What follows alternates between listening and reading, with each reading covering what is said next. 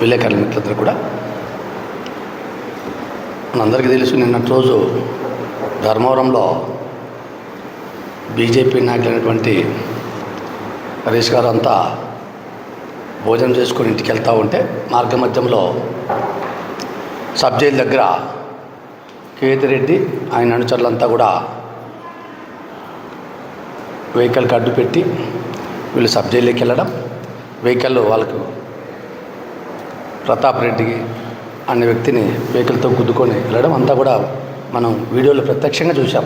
అంటే ఉద్దేశపూర్వకంగా రోడ్డుకు అడ్డం పెట్టి వెహికల్స్ లోనికి వెళ్ళి అంటే గొడవ సృష్టించల్లా, ఇక్కడ బీజేపీ వాళ్ళ మీద దాడి చేయాలని ఇంటెన్షన్తో అటువంటి దారుణానికి ఈ కేతిరెడ్డి ఒడిగట్టాడు.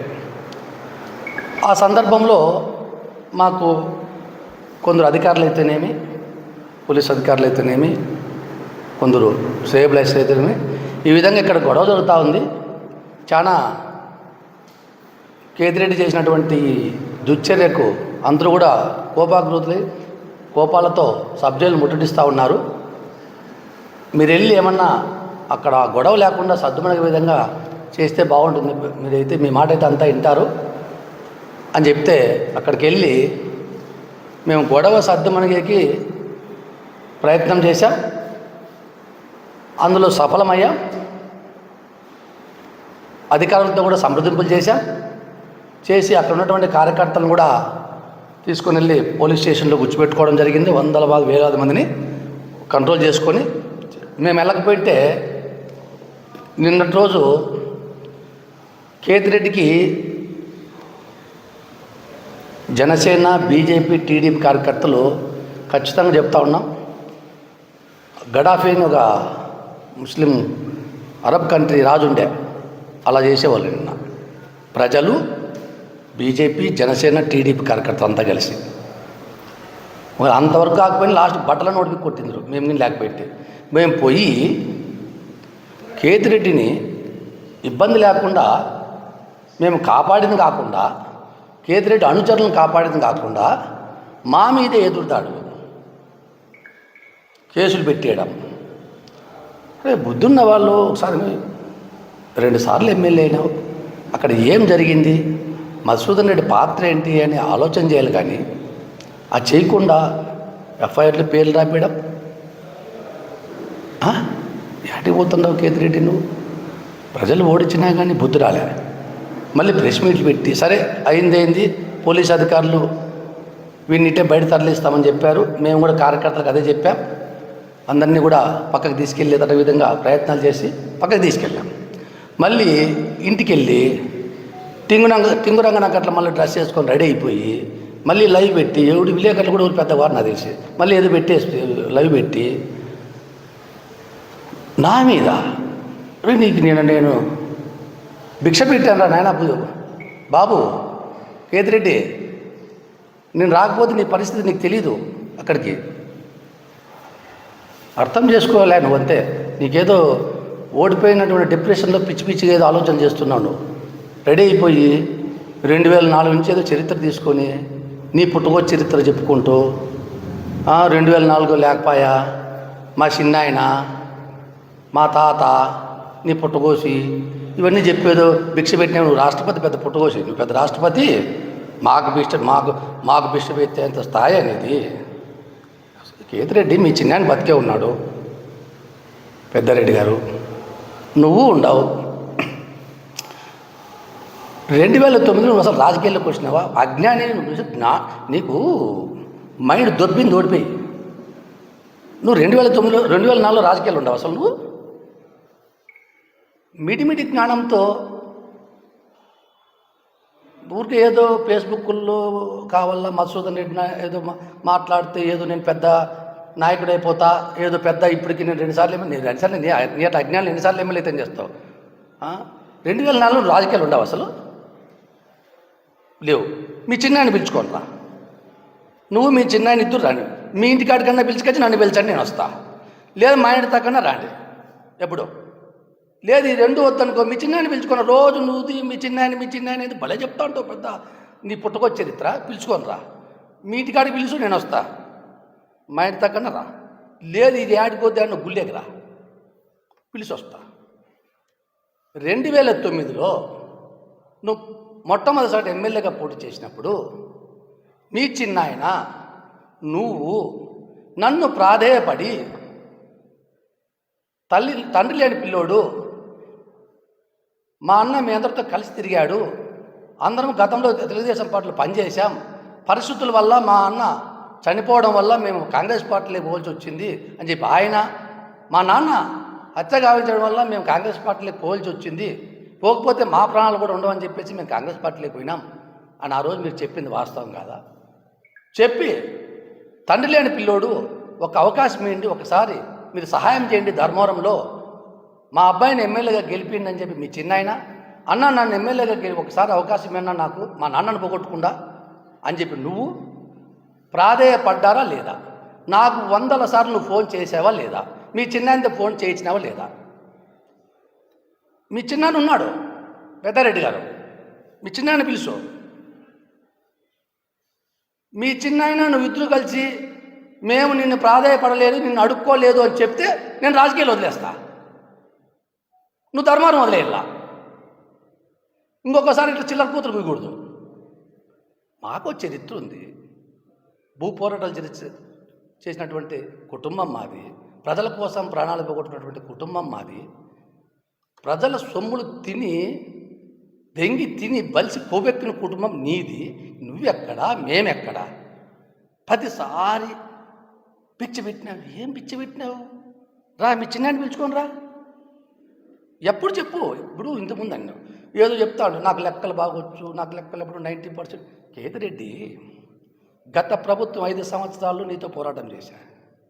నాకు ప్రభుత్వం లేదు, నీ అక్కడ టైం వచ్చిందనిలే. నీకు తెలిసేది కూటమి ప్రభుత్వం. ఇప్పుడు నేను అధికారంలో లేను, నీకు అధికారం పోయింది కానీ నాకు అధికారం లేదు. బాగా గుర్తుపెట్టుకో, ఈ పాయింట్ నోట్ చేసుకో కేతిరెడ్డి. నీకు అధికారం పోయిందంతే, నాకు అధికారం లేదు. నువ్వు ఎమ్మెల్యేగా ఓడిపోయినావు అంతే, నేను ఎమ్మెల్యే కాలే. గుర్తుపెట్టుకో. నిన్ను ఆ రోజు కూడా పిలిచాను, నువ్వు నా ఇంటికి వస్తావా, నేను నీ ఇంటికి వెళ్ళా అని. నీ గవర్నమెంట్లోనే, నీ ప్రభుత్వంలోనే నువ్వు ఎమ్మెల్యేగా ఉండగా నేను ఛాలెంజ్ చేశా. నువ్వు నా ఛాలెంజ్ స్వీకరించలేకపోతే రాలేకపోతుంది. ఇప్పుడు ఏదో నిన్న గొడవ జరుగుతా అంటే ఏదో ఓడిపోయి ఏదో డిప్రెషన్లో ఉన్నాడు, తిక్కులోడీడు, తిక్కు పనులు చేస్తాడు కదా, ప్రాణాలను తెచ్చిపెట్టుకుంటాడేమని చెప్పి నేను సానుభూతితో అక్కడికి వచ్చి నిన్ను సేవ్ చేస్తే నా మీద జనసేన పేరు తీసే కూడా లేవు అంటావు, ఏదేదో మాట్లాడతావు. ఇది మంచిది. ఒకటి చెప్తా ఉన్నావు, నీకు ఇంకా అధికారం పోయినా ఓడిపోయినా అధికారంలో ఉండాలనే భ్రమలో ఉండవు నువ్వు. ఎందుకంటే ఇంకా కొందరు అధికారులు, నువ్వు పెట్టించినటువంటి అధికారులు, నువ్వు చేయించుకున్నటువంటి అధికారులు ధర్మవరంలో మా మీద తప్పుడు కేసులు పెట్టించావు ఇంతకుముందు ఆ అధికారులతోనే. ఆ అధికారులు ఇక్కడ ఉండడం వల్ల, ఉదాహరణ ధర్మవరం డిఎస్పీ శ్రీనివాసులు గారు, ఆయన నువ్వు వేయించుకున్న డిఎస్పీనే, ఆయనతో నాకు నా మీద తప్పుడు కేసులు కట్టించావు. అప్పుడే చెప్పాను నేను, అప్పుడు అధికారులకు కూడా చెప్పా, ఈ డిఎస్పీ ఈ కేతిరెడ్డి ఇద్దరు కుట్రలు చేస్తూ ఉన్నారు, వీరి మీద చర్యలు తీసుకోండి అని చెప్పి నేను, వీరు హత్యాయత్నం చేపించే పరిస్థితుల్లో కూడా ఉన్నారు వీళ్ళని చెప్పేసి నేను అప్పుడు ఉన్నటువంటి డీజీపీ గారికి, ఎస్పీ గారికి, ఉన్నతాధికారులు కూడా చెప్పాను, ఈ కేతిరెడ్డి మీద, ఈ డిఎస్పీ మీద చర్యలు తీసుకోండి అని చెప్పేసి. అదే అధికారిని పెట్టుకొని ఉన్నారు ఇప్పుడు, అదే అధికారులు అట్లా ఉన్నారు ఇప్పుడు. ఇంకా అధికారులు మారలే, ఇంకా నీది ఇక్కడ నడుస్తూ ఉంది కాబట్టి నువ్వు ఇంకా నాటకాలు ఆడుతూ ఉండవు.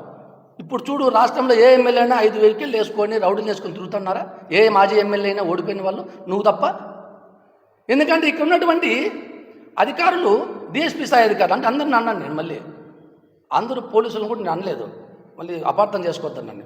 కొందరు డిఎస్పీ, పోతుకుంటే రూరల్ ఎస్ఐ, ఇలాంటి వాళ్ళు అంటే నువ్వు వేయించుకున్నటువంటి అధికారులు ఇంకా ఇక్కడే పనిచేస్తూ ఉన్నావు. అది మా కర్మ. ఏం చేస్తావు చెప్తు కదా. నేను నీకు అధికారం పోయింది కానీ నాకు అధికారం లేదని చెప్తుంది ఇంతకుముందు. నువ్వు ఎమ్మెల్యేగా ఓడిపోయినావా, నేను ఎమ్మెల్యే కాలేదు, నా కర్మ. అందుకే నీకు ఇంకా నాటకాలు ఆడుతూ ఉంటావు నువ్వు వాళ్ళని పెట్టుకొని. అసలు ఇంత గొడవ జరిగే పరిస్థితులు ఉంటే పోయి నువ్వు గొడవలు చేసి, నువ్వు హత్యాయత్నం చేపించి మళ్ళీ మా మీద మా పేర్లు రాపిస్తావా?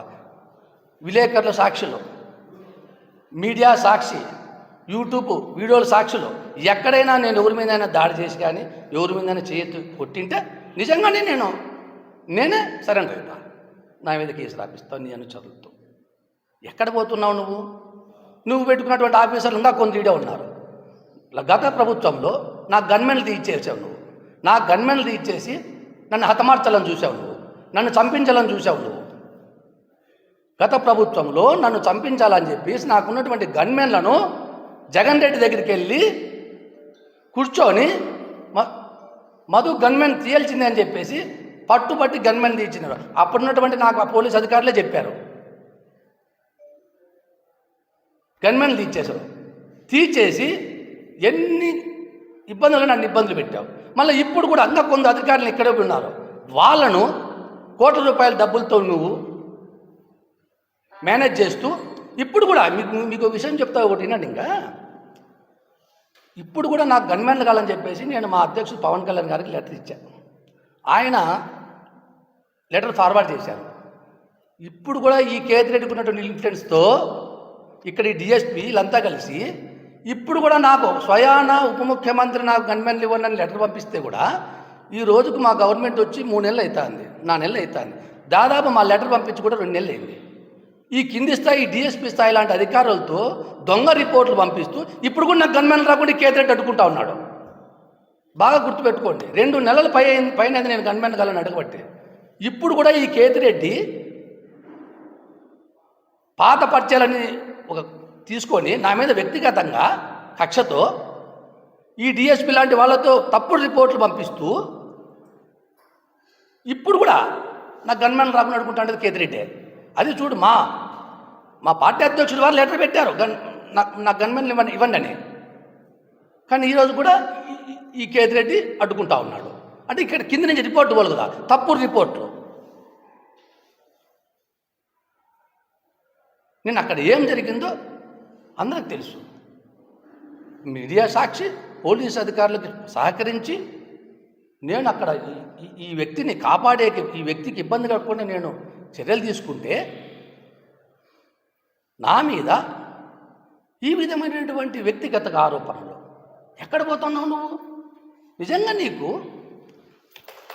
చిత్తశుద్ధి ఉంటే మామూలుగా ఏదైనా ప్రభుత్వము పోయినప్పుడు కానీ ఎమ్మెల్యేలు ఓడిపోయినప్పుడు కానీ 1 సంవత్సరం 2 సంవత్సరాలు టైం తీసుకుంటారు.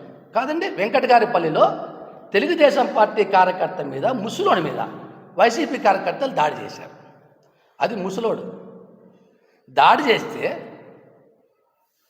ఆ ముసలోడి మీద దాడి చేసే పెద్ద హీరోల వాళ్ళు ఏమన్నా ఆ ముసలోడి మీద దాడి చేసే వాళ్ళని పరామర్శించేకి మధ్యాహ్నం కాడ 5-6 వెహికల్ వేసుకొని పోవాల్సిన అవసరం ఉందా?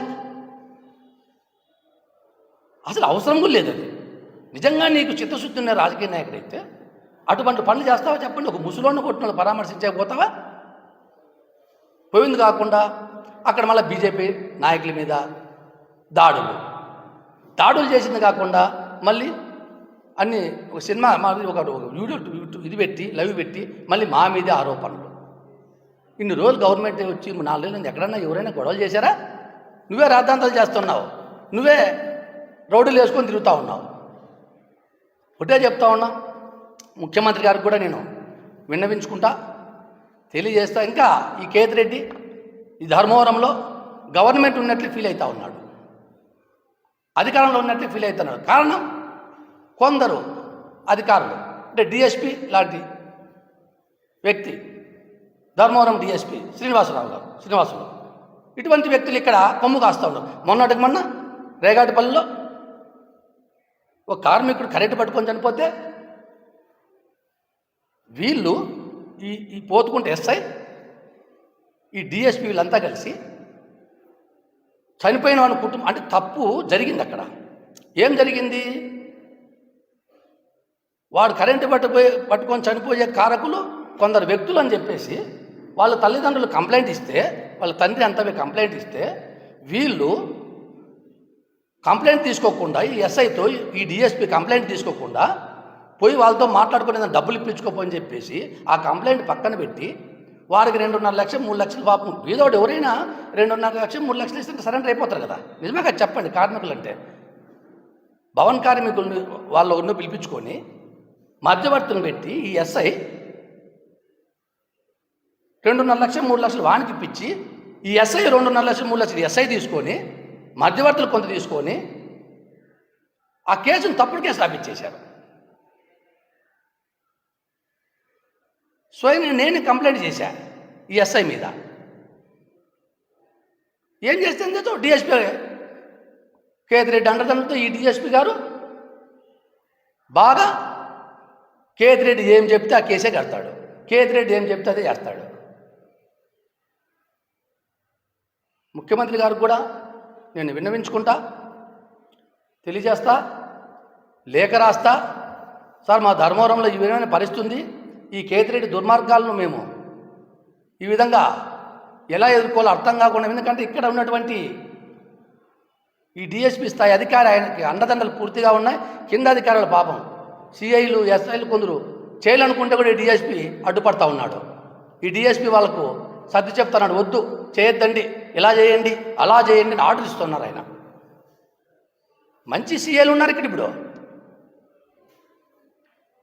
మంచి ఆఫీసర్లు వచ్చారు ధర్మవరానికి. కానీ ఈ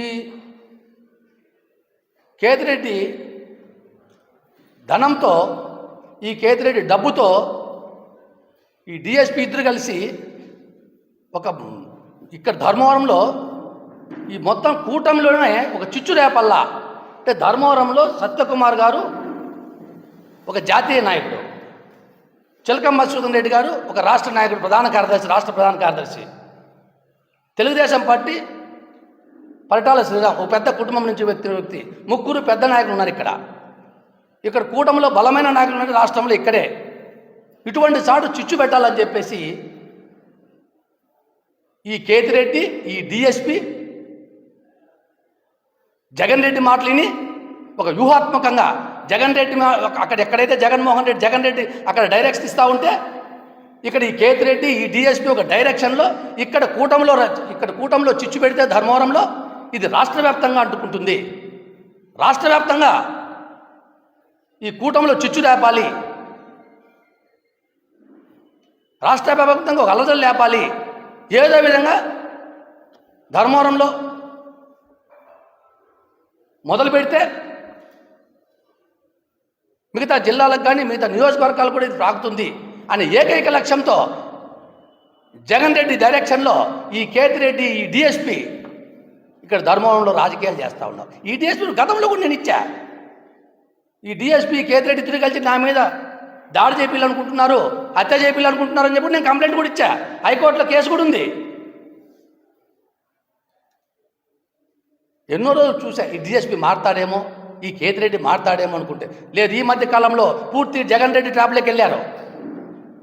చిచ్చు పెట్టాలి, ధర్మవరంలో కూటమి మధ్యలో గొడవలు సృష్టించాలని చెప్పేసి ఒక పథకం ప్రకారం, ప్లాన్ ప్రకారం మీరు ఎన్ని పథకాలు వేసినా, ఎన్ని ప్లాన్లు వేసినా ఒకటే చెప్తా ఉన్నా, మేము జనసేన, బీజేపీ, టీడీపీ ఉమ్మడిగా ఉంటాం. నిన్న చూశారు కదా అందరూ కార్యకర్తలు ఏ విధంగా మనోధైర్యంతో నిలబడ్డారో. ధర్మవరంలో, రాష్ట్రంలో కూడా ఇదే పరిస్థితి ఉంది. 3 పార్టీలు బ్రహ్మాండంగా ఐకమత్యంతో ఉంటాయి. ఇటువంటి కొందరు చిల్లర రాజకీయ నాయకులు చేస్తే ఎక్కడ చిచ్చు రాదు. కాబట్టి ఒకటే చెప్తా ఉన్నాం, ముఖ్యమంత్రి గారికి కూడా నేను లెటర్ రాయాలనుకుంటున్నా. సార్, ఇక్కడ ఉన్నటువంటి డిఎస్పీ మీద చర్యలు తీసుకోండి.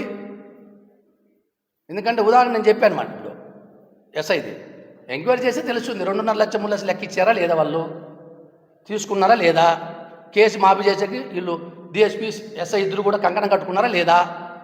ఎందుకు నా మీద వ్యక్తిగతంగా ఈ కేతిరెడ్డి ఈ విధమైనటువంటి పనులు చేస్తూ ఉన్నారు. కేతిరెడ్డి, నువ్వు చేయాలనుకుంటే డైరెక్ట్గా రాజకీయాలు చేయి, మాకే అభ్యంతరం. ఎందుకంటే మాకేం నీతి మీద వ్యక్తిగత కక్షలు లేవు, నీకున్నాయి కక్షలు, మాకైతే లేవు. ఇప్పుడు కూడా చెప్తా ఉన్నాం, నువ్వేదో రోజు 2004, 2009 చరిత్ర చెప్పొద్దు. మీ చిన్నాయని పిలుచుకోనరా, నేనే వస్తా. నేను పెట్టిన భిక్షతో నువ్వు ఎమ్మెల్యే అయినావు, నేను పెట్టినటువంటి భిక్షతో నువ్వు ఎమ్మెల్యే. ఇంకొకసారి నువ్వు కేతిరెడ్డి, నేను పెట్టిన భిక్షతో ఎమ్మెల్యే అయినావు. నువ్వు కాదని నిరూపించుకోవాలనుకుంటే మీ చిన్నాయని పిలుచుకోనరా. రోజు చరిత్ర చెప్పొద్దు, మేము పెట్టినాం భిక్ష. ఏ పెద్ద రాష్ట్రపతి మాదిరి పెద్ద పుట్టకోసి నీ చరిత్ర, మా చరిత్ర ఎంత, మా చరిత్ర ముందు నీ చరిత్ర ఎంత. 100 ఎకరాల భూములు ప్రజలకు ఇచ్చిన చరిత్ర మాది, 100 ఎకరాల భూములు కబ్జా చేసిన చరిత్ర నీది. ప్రజలను కాపాడిన చరిత్ర మాది. ఎన్నో వేల కుటుంబాలకు వివాహాలు చేసిన చరిత్ర మాది. ఎన్నో వేల కుటుంబాల తాళబోట్లు తెంచిన చరిత్ర మీది. పెద్ద రోజు నీ పుట్టుకో చరిత్ర చెప్తావు. మేము ధర్మవరం వచ్చావు, నీకు అక్కడ ఏముందో మాకు తెలుదు. మాకు చరిత్ర ఉంది, మాకు 100 ఎకరాల భూములు ఉన్నాయి, మాకు చరిత్ర ఉంది. నీకు ఆడేముందో మాకు తెలుదు. నీ పుట్టుకో చరిత్ర మా ధర్మవరం కాదు కాబట్టి ఇది. కాబట్టి నీ నోరు అదుపులో పెట్టుకో. ఎందుకంటే అనవసరమైనటువంటి ఈ విధంగా రోజు చిల్లర మాటలు మాట్లాడడం మంచిది కాదు. కాబట్టి ఇప్పటికైనా బుద్ధి తెచ్చుకొని నీ యొక్క రాజకీయం నువ్వు చేసుకో. మేమేం వద్దనిలే. అధికారులు కూడా ఖచ్చితంగా తప్పకుండా ఇతను చేసినవన్నీ కూడా నేను డెఫినెట్గా ఈ యొక్క కూటమతులు చుచ్చు పెట్టాలని చూస్తున్నాడు కేతిరెడ్డి, డిఎస్పీ, ఇవన్నీ కూడా ఖచ్చితంగా ముఖ్యమంత్రి గారికి నేను లెటర్ రాస్తా. తప్పకుండా మా పార్టీకి కూడా దృష్టికి తీసుకెళ్తా, ఇవన్నీ మా పవన్ కళ్యాణ్ గారి దృష్టికి కూడా తీసుకెళ్తా. ఎందుకంటే ఇప్పుడు కూడా స్వయాన మా అధ్యక్షుడు వారు ఇచ్చిన లెటర్ని తొక్కిపడేసే విధంగా ఇతను ఇన్ఫ్లుయెన్స్ ఉపయోగిస్తున్నాడు. మీరు చెప్పండి. 2 నెలలు అవుతా ఉంది నాకు గన్మెన్ ఇమ్మని చెప్పేసి మా అధ్యక్షుడు వారి నుంచి లెటర్ పోయింది. ఇప్పుడు కూడా రాలేదంటే ఈ కేతిరెడ్డికి ఎంత ఇన్ఫ్లుయెన్స్ ఉందో ఇంకా ఒకసారి ఆలోచించండి. ఈ డిఎస్పీ నుంచి ఎంత పై అధికారులకు ఎంత రాంగ్ ఇన్ఫర్మేషన్ ఇస్తున్నాడో. నిన్న కూడా కేతిరెడ్డి ఇప్పుడు ఇంత జరిగింది. ఎవరి మీద మాట్లాడినా నా మీద తప్ప ఎవరి మీద మాట్లాడినాడా? ఆయన ఏం చేయాలనుకుంటున్నాడు? గతంలో మీకు తెలియలేదు, కడప జిల్లాలో ఒక రాచమల్లిలో ఒక ఎమ్మెల్యే ఉన్నాడు, మాజీ ఎమ్మెల్యే రాచమల్లి అనుకుంటా ఆయన పేరు, ప్రసాద్ రెడ్డిదో. ఆయన మీదకి ధర్మవరంలో నుంచి కొందరు కిరాయి హంతకులు కిరాయికి తీసుకున్నారు ఆయన చంపాలని. చంపితే వాళ్ళని పట్టుకొని ఆయన స్వయాన వాళ్ళ ఎమ్మెల్యేని ఇచ్చాడు. వాడిని పట్టుకొని 10 రోజులు అక్కడే పెట్టి వాడిని భోజనం పెట్టి వాడిని మార్చి పంపించాం మేము. శ్రీనాథ్ రెడ్డి అని ఒక కిరాయి హంతకుని. ఆ కిరాయి హంతకులతో ఈ డిఎస్పీ మా గన్మెన్ దగ్గర ఉన్నటువంటి గన్ను తీసుకొని పోలీస్ స్టేషన్లో సీజ్ చేసి ఆ కిరాయి హంతకులతో నా మీద కేసు పెట్టించాడు ఈ డిఎస్పీ. ఒకసారి ఆలోచన చేయాలి. సభ్య సమాజం ఇవన్నీ తలదించుకునే పనులు ఈ అధికారులు, ఈ డిఎస్పీ చేసిన పనులు సభ్య సమాజం తలదించుకునే పనులు. ఇంకా ఈయన గౌరవ చెప్పి నాకు మంగళగిరిలు ఇస్తారంటే పోస్టింగ్ అంటే ఇంకా సీఎం క్యాంప్ ఆఫీస్లో పెంచుకుంటే మళ్ళీ ఇట్లా వాడిని జగన్ రెడ్డి కానీ రాసిస్తుంటారు రోజు వాట్సాప్లో పెట్టి ఏం జరిగేదన్నీ. ఎవరు చెప్పి రేపు పెద్ద పోస్ట్ ఇస్తున్నాడు సీఎం క్యాంప్ ఆఫీస్కి ఇస్తున్నారు అని చెప్పారు. మంగళగిరికి ఇస్తున్నారంట అని. ఎవరో మంగళగిరి ఆ పక్క చుట్టుపక్కలకి వేస్తున్నారంట అని ఉరికిళ్ళు చెప్పుకునేది సగల. ఓ కిరాయి హంతకునితో వాళ్ళ ఎమ్మెల్యేని చెప్పాడు ఈ కిరాయి హంతకుడు ఈ పలానోడు అని చెప్పేసి వాంతో నా మీద కేసు కట్టించారు. కిరాయి హంతకునితో నా గన్మెన్ దగ్గర ఉన్నటువంటి గన్ను లాక్కొని పోలీస్ స్టేషన్లో పెట్టి నా గన్మెన్ని సీజ్ చేసి